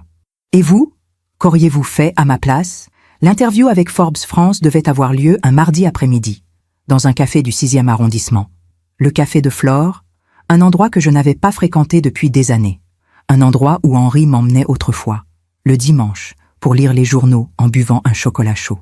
Quand la journaliste m'a proposé ce lieu, j'ai hésité. Trop de souvenirs. Mais j'ai dit oui quand même, parce que j'avais appris quelque chose ces derniers mois. On ne fuit pas le passé, on apprend à vivre avec. La journaliste s'appelait Camille Arnaud, une femme d'une 40aine d'années. Cheveux courts, regard vif, sourire chaleureux. Elle m'attendait déjà quand je suis arrivée. « Madame Poirier ? Oui, bonjour. Enchantée. Asseyez-vous, je vous en prie. » On s'est installé près de la fenêtre. Elle a sorti son carnet, son téléphone pour enregistrer. Avant de commencer, je voulais vous dire, votre histoire m'a beaucoup touchée. Merci. Vous savez, on reçoit des centaines de témoignages chaque mois. Mais le vôtre, il est différent. Différent comment? Parce qu'il n'y a pas de colère, pas de victimisation, juste de la force. J'ai souri doucement. La colère, j'ai appris à la transformer. En quoi? En volonté. Elle a souri aussi. C'est exactement pour ça qu'on veut parler de vous. L'interview a duré 2 heures. Elle m'a posé des questions sur tout. Mon enfance, mon mariage avec Henri, Gédéon, Elisa, la trahison, l'appartement, la rue, la reconstruction. Je lui ai tout raconté, sans rien cacher, sans rien embellir. Parfois, ma voix tremblait. Parfois, je devais m'arrêter pour reprendre mon souffle. Mais je ne pleurais pas, plus maintenant. Les larmes, je les avais versées. Toutes. Océane. Une question difficile, si vous me permettez. Allez-y. Vous en voulez à votre fils? J'ai regardé par la fenêtre. Dehors, des gens passaient. Pressés, heureux, vivants. Je lui en ai voulu, longtemps, et maintenant? Maintenant, je crois qu'il est plus à plaindre qu'à blâmer. Comment ça? Gédéon n'était pas un mauvais garçon. Il était juste faible, influençable. Vous pensez qu'Elisa l'a manipulé? Je n'en suis pas sûre, mais je crois qu'il a perdu quelque chose en chemin. Sa dignité, sa capacité à dire non. Et ça, c'est pire que de tout perdre matériellement. Camille a hoché la tête, silencieuse. Et vous? Comment avez-vous trouvé la force de repartir de zéro? Je n'avais pas le choix. Si, vous auriez pu vous effondrer, abandonner. Peut-être. Mais il y a eu un moment, un déclic. Lequel? J'ai vu une femme, dans la rue, sans abri. Elle avait mon âge. Et j'ai eu peur. Peur de devenir elle. Peur de disparaître. Alors je me suis dit, si je dois disparaître, que ce soit en ayant essayé. Et vous avez créé votre entreprise. Oui. Pourquoi la décoration? Parce que c'est ce que je sais faire. Créer de la beauté. Transformer des espaces. Mais surtout, parce que j'ai compris que beaucoup de femmes avaient besoin de ça. De recommencer. De se reconstruire. Pas juste physiquement. Émotionnellement. Vos clientes, ce sont toutes des femmes qui ont traversé des épreuves? Oui, des divorces, des deuils, des abandons. Et vous les aidez comment? Je les écoute. Je leur montre qu'un espace peut refléter qui elles sont vraiment. Pas ce qu'elles ont perdu, mais ce qu'elles peuvent devenir. Camille a arrêté d'écrire. Elle m'a regardé longuement. Vous savez, Océane, votre entreprise, ce n'est pas juste de la décoration. Non? Non, c'est de la thérapie. Après l'interview, Camille m'a dit que l'article sortirait dans 2 semaines. On va le mettre en couverture. En couverture? Oui, avec votre photo, votre histoire, votre message. Quel message? Qu'il n'est jamais trop tard pour recommencer. Mon cœur s'est serré. Vous croyez vraiment que ça intéressera les gens? J'en suis certaine. Les 2 semaines suivantes, j'ai essayé de ne pas trop y penser. Je continuais à travailler. J'avais 3 nouveaux projets. Un appartement pour une femme divorcée dans le 17e, un studio pour une jeune veuve dans le 15e, une maison pour une mère célibataire en banlieue. Chaque projet me remplissait. Chaque cliente me donnait une raison de croire que ma douleur avait un sens, qu'elle pouvait servir à quelque chose, à quelqu'un. Un matin, Camille m'a appelé. « Océane, le magazine est sorti. » « Déjà? » « Oui, je vous envoie une photo. » Quelques secondes plus tard, mon téléphone a vibré. J'ai ouvert l'image, et mon cœur s'est arrêté. C'était moi, en couverture de Forbes France, une photo prise pendant l'interview. J'étais assise près de la fenêtre du café de Flore, le regard tourné vers l'extérieur. Je portais ma robe grise, mes perles, mes cheveux étaient relevés en chignon. Je ressemblais à moi, mais en plus forte, en plus sereine. Et en gros titre, Océane Poirier. Après avoir tout perdu à 59 ans, elle reconstruit sa vie et aide des centaines de femmes à faire de même. J'ai relu le titre 10 fois, puis j'ai ouvert l'article. Il racontait tout. Mon mariage avec Henri, sa mort, Gédéon, Elisa, la manipulation, la trahison, l'appartement vendu, mes affaires sur le trottoir, et puis ma reconstruction, mon entreprise, mes clientes, mon message. C'était écrit avec respect, avec justesse, sans apitoiement, juste la vérité. Dans l'heure qui a suivi, mon téléphone a explosé.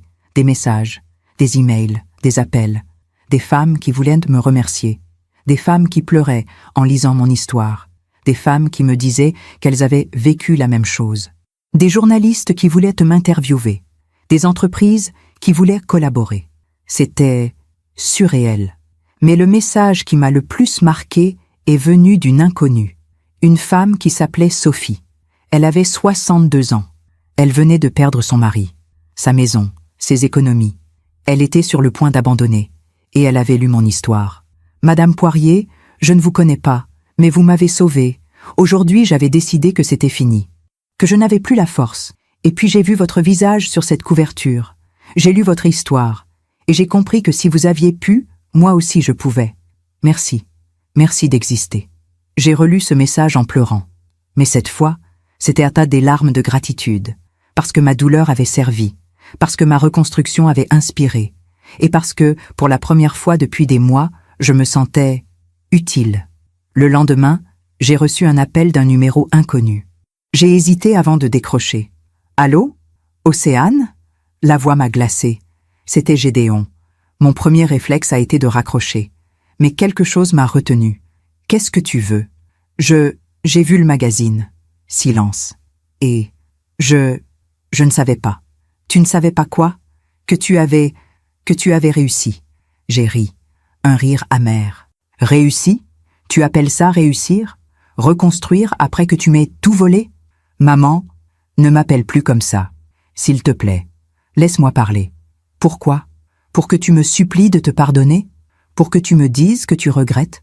Oui? Non? Maman, je t'ai dit de ne plus m'appeler comme ça. Océane, s'il te plaît, j'ai fait une erreur. Une énorme erreur. Une erreur? Tu as volé mon appartement. Tu m'as jeté à la rue. Tu as disparu pendant 6 mois. Et maintenant, parce que tu me vois en couverture d'un magazine, tu reviens? Ce n'est pas ça. Alors c'est quoi? Silence. Puis, sa voix, faible, cassée. Elisa est partie. Mon cœur a bondi. Quoi? Elle m'a quitté. Il y a 2 semaines. Pourquoi? Parce qu'elle a trouvé quelqu'un d'autre. Quelqu'un de plus riche, de plus influent. Et l'argent? L'appartement? Elle a tout pris. Tout. J'aurais dû ressentir de la satisfaction, de la joie, de la vengeance. Mais tout ce que j'ai ressenti, c'était du vide. Alors tu m'appelles parce que tu as tout perdu. Comme moi. Non, je t'appelle parce que j'ai compris. Trop tard, mais j'ai compris. Compris quoi? Que j'ai détruit la seule personne qui m'aimait vraiment. Les larmes me sont montées aux yeux, mais je les ai retenues. Et qu'est-ce que tu veux que je fasse, Gédéon? Je veux te demander pardon. Non, maman, non. Parce que pardon ne suffit pas. Pardon n'efface pas ce que tu m'as fait. Pardon ne me rend pas mon appartement, mon passé, ma dignité. Je sais. Alors pourquoi tu appelles? Silence. Puis dans un souffle, parce que j'ai besoin de toi. Et c'est là que j'ai compris que même après tout, même après la trahison, même après l'abandon, il pensait encore que je serais là, que je le sauverais, parce que j'étais sa mère. J'ai respiré profondément. Gédéon, je ne peux pas t'aider. Pourquoi? Parce que tu dois apprendre à te sauver toi-même. Comme moi, j'ai dû le faire. Mais tu as fait des choix, des mauvais choix. Et maintenant, tu dois vivre avec les conséquences. Maman, arrête, s'il te plaît. Arrête de m'appeler comme ça. Parce que tu as renoncé à être mon fils le jour où tu as signé ces papiers. Je regrette, moi aussi. Mais les regrets ne changent rien. Alors, c'est fini? J'ai fermé les yeux. Oui, c'est fini. Est-ce que je peux au moins te voir? Une fois? Non. Pourquoi? Parce que te voir me ferait mal. Et j'ai déjà eu assez mal. Silence. Puis, sa voix brisée. Je t'aime, maman. Si tu m'avais vraiment aimé, tu ne m'aurais jamais fait ça. J'ai raccroché. Et j'ai pleuré. Longtemps. Mais cette fois, je ne pleurais pas de désespoir. Je pleurais de libération. Parce que j'avais dit non, encore une fois. Et que ce non-là m'avait libéré, définitivement. Les semaines suivantes, mon entreprise a explosé. Grâce à Forbes. Grâce à mon histoire. J'ai reçu des centaines de demandes. J'ai dû embaucher 2 assistantes. Louer un vrai bureau. Agrandir mon équipe. Mon chiffre d'affaires a été multiplié par 10. Je ne vivais plus dans un petit appartement du 11e. J'avais acheté un loft dans le Marais. Lumineux. Moderne. À moi. Un espace qui me ressemblait. Pas à mon passé. À moi. Aujourd'hui. Et chaque jour, je recevais des messages de femmes. Des femmes qui me remerciaient. Des femmes qui me disaient que mon histoire leur avait donné de l'espoir. Et c'est ça qui me faisait tenir. Pas la réussite. Pas l'argent. Pas la reconnaissance. Mais savoir que ma douleur avait servi. Qu'elle avait aidé. Qu'elle avait transformé. 6 mois après la parution de l'article, j'ai reçu un email. D'une fondation. Il voulait que je parle lors d'une conférence sur la reconstruction après 50 ans, sur la résilience, sur la transformation de la douleur en force. J'ai dit oui. Le jour de la conférence, il y avait 300 personnes dans la salle. Des femmes surtout, de tous âges, de tous horizons. Quand je suis montée sur scène, mon cœur battait fort. Mais dès que j'ai commencé à parler, tout s'est calmé. J'ai raconté mon histoire, encore. Et à la fin, quand j'ai dit « Si mon histoire aide ne serait-ce qu'une femme à ouvrir les yeux, alors tout cela aura eu un sens. » La salle s'est levée et a applaudi. Longtemps. En sortant, une femme m'a arrêtée. Elle pleurait. « Merci. Merci d'avoir eu le courage de parler. C'est moi qui vous remercie d'avoir écouté. Vous savez, mon fils aussi m'a abandonné. Mon cœur s'est serré. Je suis désolée. Mais grâce à vous, j'ai compris que je pouvais survivre. » Elle m'a serré dans ses bras. Et j'ai compris que ma vie, ma douleur, ma reconstruction, tout avait un sens. 1 an après la parution de l'article dans Forbes, ma vie avait complètement changé. Mon entreprise, Renaissance Intérieure, employait maintenant 15 personnes. On avait des bureaux dans le 3e arrondissement. Moderne, lumineux, chaleureux. On accompagnait plus de 200 clientes par an. Des femmes en reconstruction, des femmes en transition, des femmes en renaissance. J'avais publié un livre, Recommencer après tout perdre, un best-seller. J'étais invitée dans des émissions de télévision, des podcasts, des conférences internationales. Mais ce qui me rendait le plus fier, ce n'était pas le succès. C'était les messages, les centaines de messages que je recevais chaque semaine. Des femmes qui me disaient « Grâce à vous, j'ai quitté mon mari violent. Grâce à vous, j'ai retrouvé ma dignité. Grâce à vous, j'ai compris que la vie ne s'arrête pas à 60 ans. » Ça, c'était ma vraie réussite. Un mardi matin de novembre, alors que je préparais une présentation pour un salon professionnel, mon assistante, Léa, est entrée dans mon bureau. « Océane, il y a quelqu'un qui veut vous voir. »« Qui ?» ?»« Il dit qu'il s'appelle Gédéon. » Mon cœur s'est arrêté. « Gédéon ? Oui. Il est en bas. Il dit que c'est important. » Je n'avais pas revu mon fils depuis ce jour sur le trottoir. Depuis plus d'1 an. J'avais refusé tous ses appels, bloqué tous ses messages. Je l'avais effacé de ma vie, comme lui m'avait effacé de la sienne. « Dites-lui que je suis occupée. » Léa a hésité. « Il dit qu'il attendra, le temps qu'il faudra. » J'ai soupiré. « Faites-le monter. » Quelques minutes plus tard, on a frappé à la porte. « Entrez. » La porte s'est ouverte. Et j'ai vu Gédéon. Mais ce n'était plus le Gédéon que j'avais connu. Il avait maigri. Beaucoup. Ses cheveux grisonnaient, ses yeux étaient cernés, ses vêtements froissés. Il ressemblait à un homme brisé. « Bonjour, maman. » J'ai tressailli en entendant ce mot. Mais je n'ai rien dit. « Assieds-toi. » Il s'est assis en face de moi. Ses mains tremblaient. « Merci de me recevoir. Je ne l'ai pas fait pour toi. Je l'ai fait pour pouvoir me regarder dans un miroir. » Il a baissé les yeux. « Je comprends. » Silence. « Qu'est-ce que tu veux, Gédéon ? » « Te parler. »« De quoi ? » ?»« De tout. »« Tout ? Ça fait beaucoup. » Il a pris une grande inspiration. « Je sais que je n'ai pas le droit de te demander quoi que ce soit. Je sais que je t'ai fait du mal. Énormément de mal. Oui. Mais j'avais besoin de te voir, de te dire ce qui s'est passé. Je sais ce qui s'est passé. Elisa t'a quitté. Elle a pris l'argent. Tu as tout perdu. » Il a hoché la tête. « Oui, mais il y a autre chose. » « Quoi ?» Il a fermé les yeux. « Je suis malade. » Mon cœur s'est serré. « Malade comment ? » « Un cancer, du pancréas, stade avancé. » Le monde a vacillé autour de moi. « Quoi ? » Les médecins m'ont donné 6 mois, peut-être 1 an. J'ai voulu dire quelque chose, mais aucun mot ne sortait. Je suis désolé. » Il a secoué la tête. « Ne sois pas désolé. C'est le karma. » « Le karma ? Oui. J'ai détruit la seule personne qui m'aimait vraiment. Alors la vie me détruit en retour. C'est juste. Non, ce n'est pas juste. C'est... Si, c'est juste. Et je l'accepte. Silence. Pourquoi tu me dis ça ? Parce que je voulais que tu saches, avant qu'il soit trop tard. Savoir quoi ? Il a levé les yeux vers moi.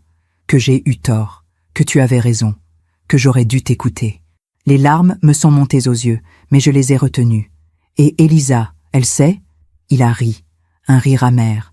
Elisa, elle est partie il y a 8 mois, avec un promoteur immobilier, un homme de 60 ans, veuf, riche, très riche. Elle t'a tout pris ? Tout. L'argent de la vente de ton appartement, mes économies, mes investissements. Elle avait tout planifié. Depuis le début. Depuis le début? Oui. Elle m'a approché parce qu'elle savait que tu avais un appartement dans le 7e. Elle savait que ça valait une fortune. Elle a tout calculé. J'ai senti la nausée monter. Et toi? Tu ne t'es jamais douté de rien? Si, vers la fin. Mais je ne voulais pas voir. Je ne voulais pas croire que j'avais sacrifié ma mère pour une femme qui ne m'aimait pas. Alors tu as continué. Oui, par lâcheté, par orgueil, par aveuglement. Il a sorti quelque chose de sa poche, une photo. Il me l'a tendue. C'était la photo d'Henri, celle qui était sur le piano, celle qu'ils avaient volée. Je l'ai récupérée, dans les affaires qu'Elisa a laissées en partant. Elle l'avait jetée dans un carton, avec d'autres choses sans valeur. Pour elle. J'ai pris la photo. Mes mains tremblaient. Henri me souriait. Ce sourire doux que j'aimais tant. Merci. C'est le moins que je puisse faire. Gédéon s'est levé. Je vais te laisser. Je sais que tu es occupé. Attends. Il s'est retourné. Oui? Où tu vis maintenant? Dans un studio, à Montreuil, un 20 mètres carrés. Montreuil. L'endroit où Elisa voulait que j'aille. Le karma, vraiment. Et, tu as de quoi vivre? J'ai un petit boulot. Dans un supermarché. Je range les rayons. Mon fils, diplômé d'une grande école de commerce, qui travaillait dans la finance, rangeait maintenant des rayons. Et pour les soins, je suis suivi à l'hôpital public. Gédéon. Je ne suis pas venu pour te demander de l'aide, maman. Je suis venu pour te demander pardon. Tu l'as déjà fait. Oui. Mais cette fois, je le pense vraiment. Il a fait quelques pas vers la porte, puis il s'est arrêté. Tu sais, quand j'ai vu ta photo dans Forbes, j'ai pleuré. Pourquoi? Parce que j'ai réalisé que tu avais réussi. Sans moi. Malgré moi. Et que j'avais tout perdu. À cause de moi. Gédéon, j'ai essayé de te contacter. Plusieurs fois. Mais tu ne répondais jamais. Alors j'ai compris. Que c'était fini. Que je t'avais perdu. Pour toujours. Tu ne m'as pas perdu. Tu m'as abandonné. Je sais. Et je le regrette. Chaque jour. Il est parti. Et je suis restée seule dans mon bureau. Avec la photo d'Henri. Et un poids immense dans la poitrine. Les semaines suivantes, je n'ai pas arrêté de penser à Gédéon. À sa maladie. À sa solitude. À sa déchéance. Une partie de moi voulait l'aider. C'était mon fils après tout. Même après tout ce qu'il avait fait. Mais une autre partie de moi refusait. Refusait de le sauver encore. Refusait de sacrifier ma dignité. Refusait de revenir en arrière. Un soir, alors que je rentrais chez moi, j'ai reçu un appel. D'un numéro inconnu. Allô? Madame Poirier? Oui. Je suis le docteur Moreau, de l'hôpital Saint-Louis. Je m'occupe de votre fils, Gédéon. Mon sang s'est glacé. Oui? Il a été hospitalisé ce matin. Son état s'est dégradé. Dégradé comment? Il est en soins palliatifs. Il n'en a plus pour longtemps. Combien de temps? Quelques jours. Une semaine peut-être. J'ai fermé les yeux. Il vous a demandé. Moi? Oui, il veut vous voir. J'ai passé la nuit à réfléchir. Devais-je aller le voir? Devais-je lui pardonner? Devais-je oublier tout ce qu'il m'avait fait? Le lendemain matin, je suis allée à l'hôpital. Gédéon était dans une chambre au 3e étage, seul. Quand je suis entrée, il dormait. Il était encore plus maigre qu'avant. Son visage, émacié, ses mains, squelettiques. Je me suis assise à côté de lui, et j'ai attendu. Au bout d'1 heure, il a ouvert les yeux. Il m'a vue, et il a souri, faiblement. « Maman, tu es venue. »« Oui, merci. »« De rien. » Il a essayé de se redresser, mais il n'avait plus la force. « Ne bouge pas. Je voulais juste... Chut, repose-toi. » Il a fermé les yeux. Puis, dans un murmure, « Je suis désolée. Je sais. Tu me pardonnes ?» J'ai hésité, longtemps. Puis j'ai dit « Je te pardonne. » Une larme a coulé sur sa joue. « Merci. Mais ça ne change rien. » Il a ouvert les yeux. « Quoi? Ça ne change pas ce que tu m'as fait. Ça ne me rend pas ma maison, mon passé, ma confiance. Je sais, mais je te pardonne, parce que tu es mon fils, et qu'une mère pardonne toujours, même quand elle ne devrait pas. » Il a souri. « Papa serait fier de toi. » Pourquoi? Parce que tu es forte, courageuse, digne, tout ce que je ne suis pas. Tu aurais pu l'être, oui, mais j'ai choisi la facilité. Et maintenant, je paie. 3 jours plus tard, Gédéon est mort, seul, dans cette chambre d'hôpital, sans Elisa, sans amis, juste moi. À ses funérailles, il n'y avait que 5 personnes. Moi, Madame Leclerc, Maître Beaumont, 2 anciens collègues. Pas d'Elisa. Elle n'était même pas venue. Elle avait disparu. Avec l'argent. Avec sa nouvelle vie. Sans un regard en arrière. En regardant le cercueil descendre, j'ai pensé à tout ce qui s'était passé. À la trahison. À la douleur. À la reconstruction. Et j'ai compris que la vie avait rendu justice. Pas de la manière que j'aurais voulu. Pas de la manière que j'aurais imaginée. Mais elle l'avait rendue quand même. Gédéon avait tout perdu. Sa santé, son argent, sa dignité, sa vie. Elisa, elle, continuait.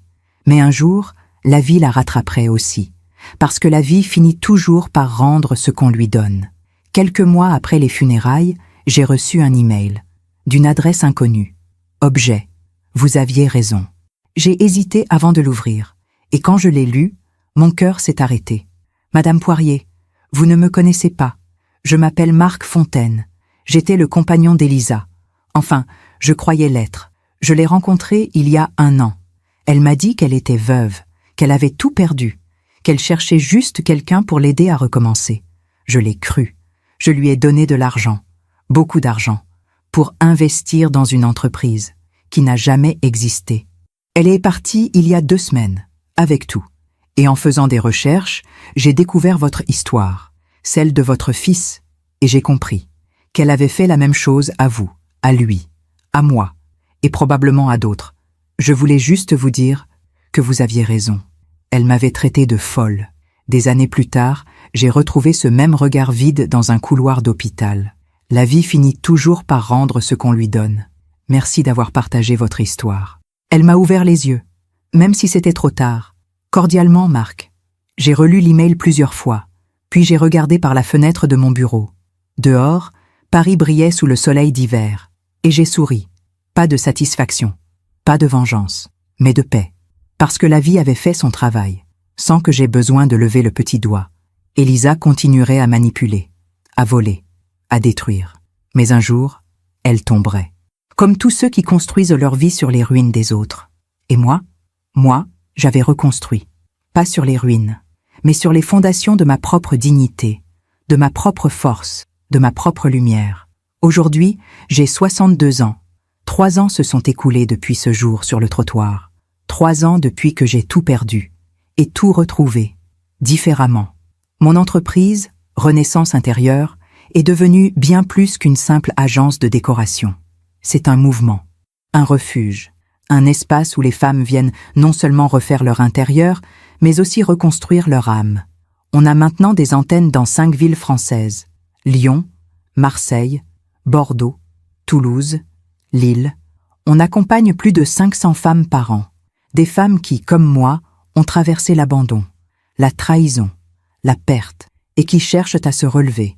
Mais ce qui me touche le plus, ce ne sont pas les chiffres, ce sont les visages. Les femmes qui entrent dans mon bureau, le regard baissé, les épaules rentrées, la voix tremblante, et qui repartent, quelques mois plus tard, la tête haute, les yeux brillants, la voix assurée.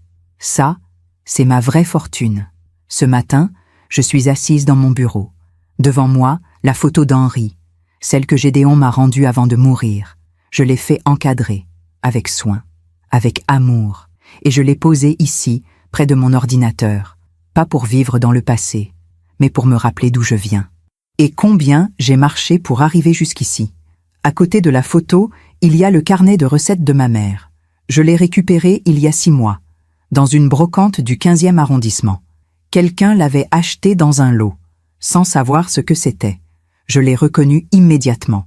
Les taches de sauce tomate, le coin corné, l'écriture de ma mère. J'ai payé 5 € pour le racheter. C'était dérisoire. Mais pour moi, ça valait tout l'or du monde. Sur mon bureau, il y a aussi une lettre. Une lettre que j'ai reçue hier, d'une femme qui s'appelle Jeanne. Elle a 57 ans. Son mari vient de la quitter pour une femme plus jeune. Il a vidé leur compte, vendu leur maison, disparu. Elle est seule, perdue, brisée. Et elle m'écrit « Madame Poirier, je ne sais pas si vous lirez ce message. Vous devez en recevoir des centaines. Mais je voulais vous dire que votre histoire m'a sauvée. Il y a 2 semaines, j'étais sur le point de tout abandonner. Je ne voyais plus aucune issue. Et puis j'ai lu votre livre, j'ai vu votre interview, j'ai compris votre parcours. et j'ai réalisé que si vous aviez pu, moi aussi je pouvais. Alors je me suis levée, j'ai essuyé mes larmes, et j'ai commencé à reconstruire. Aujourd'hui, je viens de signer pour un petit studio. Rien de luxueux, mais c'est à moi, et pour la première fois depuis des mois, je me sens vivante. Merci. Merci d'exister. Merci de partager votre lumière. Avec toute ma gratitude, Jeanne. Je relis cette lettre, encore, et chaque fois, mes yeux se mouillent. Pas de tristesse, de joie. Parce que c'est pour ça que j'ai vécu tout ça. Pour aider des femmes comme Jeanne. Pour leur montrer qu'il est possible de recommencer. Même à 50 ans, 60 ans, 70 ans. Même après avoir tout perdu. On frappe à ma porte. Entrez. C'est Léa, mon assistante. Océane, votre rendez-vous de 14 heures est arrivé. Merci. Faites-la entrer. Une femme entre. Elle a environ 60 ans. Cheveux gris, regard fatigué, mains tremblantes. Elle ressemble à celle que j'étais il y a 3 ans. Bonjour. Asseyez-vous, je vous en prie. Elle s'assoit. Merci de me recevoir. C'est normal. Comment vous appelez-vous? Isabelle. Enchantée, Isabelle. Qu'est-ce qui vous amène? Elle prend une grande inspiration. Je viens de divorcer. Après 35 ans de mariage. Je suis désolée. Ne le soyez pas. C'était nécessaire. Mais je suis perdue. Je ne sais plus qui je suis, où je vais, ce que je veux. Et vous pensez que refaire votre intérieur peut vous aider? Elle sourit faiblement. Vous allez trouver ça stupide, mais... Oui, j'ai lu votre livre, et j'ai compris que l'espace où on vit reflète qui on est. Et moi, je ne me reconnais plus dans mon appartement. Tout me rappelle lui, notre vie, notre passé. Alors, vous voulez créer quelque chose de nouveau. Oui, quelque chose qui me ressemble. À moi. Pas à nous. Je souris. Alors, on va le faire. Ensemble. Ses yeux se remplissent de larmes. Merci. Après son départ, je reste seule dans mon bureau. Et je pense à ma vie, à tout ce que j'ai traversé. La mort d'Henri, la trahison de Gédéon, la manipulation d'Elisa, la rue, l'hôtel miteux, la solitude, puis la reconstruction, l'entreprise, le livre, Forbes, les conférences, et toutes ces femmes, ces centaines de femmes que j'ai aidées, que j'aide encore. Est-ce que j'ai pardonné à Gédéon? Oui, parce qu'une mère pardonne toujours, même quand elle ne devrait pas. Est-ce que j'ai oublié? Non, parce qu'oublier serait trahir la douleur que j'ai traversée. Et cette douleur m'a construite. Elle m'a rendue plus forte, plus lucide, plus humaine. Est-ce que je regrette? Oui et non. Je regrette d'avoir perdu mon fils, mais je ne regrette pas d'avoir choisi ma dignité. Parce que sans elle, je ne serais plus rien. Il y a quelques jours, j'ai reçu une invitation pour donner une conférence TEDx sur le thème « Recommencer après 50 ans, transformer la perte en renaissance ». J'ai accepté, parce que je crois que mon histoire peut aider, pas seulement les femmes, mais tous ceux qui ont perdu quelque chose, quelqu'un, une partie d'eux-mêmes. Le jour de la conférence, il y avait 1000 personnes dans la salle. Quand je suis montée sur scène, j'ai senti mon cœur battre. Mais dès que j'ai commencé à parler, tout s'est calmé. J'ai raconté mon histoire, encore une fois. Mais cette fois, j'ai ajouté quelque chose que je n'avais jamais dit publiquement. On me demande souvent « Est-ce que vous en voulez à votre fils ?» Et ma réponse est toujours la même « Non, pas parce qu'il ne méritait pas ma colère, mais parce que la colère ne m'aurait menée nulle part. Elle m'aurait enfermée, empoisonnée, détruite. Alors, j'ai choisi autre chose. J'ai choisi de transformer cette douleur en quelque chose d'utile, en quelque chose de beau. Et aujourd'hui, quand je regarde en arrière, je ne vois plus la trahison. Je vois le chemin qui m'a mené jusqu'ici, jusqu'à vous. La salle était silencieuse. Puis quelqu'un s'est levé, puis un autre, et encore un autre. Et bientôt, toute la salle était debout, à applaudir. En descendant de scène, une femme m'a arrêté. Elle pleurait. « Merci, merci pour votre courage. Ce n'est pas du courage, c'est juste de la survie. Non, c'est du courage, parce que survivre, c'est déjà un acte de bravoure. » Je l'ai serré dans mes bras. Alors soyons courageuses ensemble. Ce soir-là, en rentrant chez moi, j'ai ouvert mon ordinateur. J'ai regardé mes emails. Il y en avait des centaines, de femmes qui me remerciaient, de femmes qui me racontaient leur histoire, de femmes qui me disaient « Grâce à vous, j'ai compris que je pouvais recommencer. » Et c'est là que j'ai compris que tout ce que j'avais vécu avait un sens, que chaque larme, chaque nuit blanche, chaque moment de désespoir, tout avait mené à ça, à ce moment, où ma douleur devenait la lumière de quelqu'un d'autre. Aujourd'hui, je vis dans un loft lumineux du Marais, j'ai des plantes partout, des livres, des tableaux. J'ai recréé un chez moi, pas une copie de l'ancien, mais quelque chose de nouveau, quelque chose qui me ressemble. Je ne suis plus seule. J'ai une équipe, des amis, des clientes devenues des amis. J'ai une vie remplie, pas de ce que j'ai perdu, mais de ce que j'ai construit.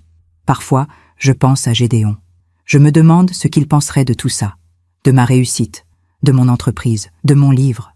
Je crois qu'il serait fier, ou peut-être jaloux, ou peut-être les deux. Mais au fond, ça n'a plus d'importance, parce que j'ai appris quelque chose. Qu'on ne reconstruit pas sa vie pour les autres, on la reconstruit pour soi. Et Elisa, je ne sais pas ce qu'elle est devenue. Parfois, je lis des articles sur des arnaques, des manipulations, et je me demande si c'est elle, mais je ne cherche pas à savoir, parce qu'elle ne mérite plus une seconde de mon temps. La vie s'occupera d'elle, comme elle s'est occupée de Gédéon, comme elle s'occupe de nous tous. Ce matin, en me réveillant, j'ai regardé le soleil entrer par la fenêtre, et j'ai souri. Parce que je suis vivante, parce que je suis libre, parce que je suis moi, enfin. Si mon histoire vous a touché, si elle vous a donné de l'espoir, alors tout cela aura eu un sens. Parce qu'au fond, c'est ça, la vraie renaissance. Ce n'est pas retrouver ce qu'on a perdu, c'est devenir quelqu'un de meilleur, quelqu'un de plus fort, quelqu'un qui sait que la vie, même quand elle nous brise, peut aussi nous reconstruire. Je m'appelle Océane Poirier, j'ai 62 ans, et voici l'histoire que j'ai gardée pour moi bien trop longtemps. Mais aujourd'hui, je la partage, pour toutes celles qui pensent que c'est fini, pour toutes celles qui croient qu'il est trop tard, pour toutes celles qui ont oublié leur propre lumière. Je vous dis, il n'est jamais trop tard, jamais. Merci de m'avoir écouté jusqu'au bout. Si cette histoire a touché votre cœur, abonnez-vous et activez la cloche pour entendre d'autres femmes qui ont transformé la douleur en sagesse. Chaque jour, une femme, une leçon de vie. Partagez cette histoire avec quelqu'un que vous aimez. Parfois, une histoire change toute une journée. Que Dieu vous bénisse et à très bientôt.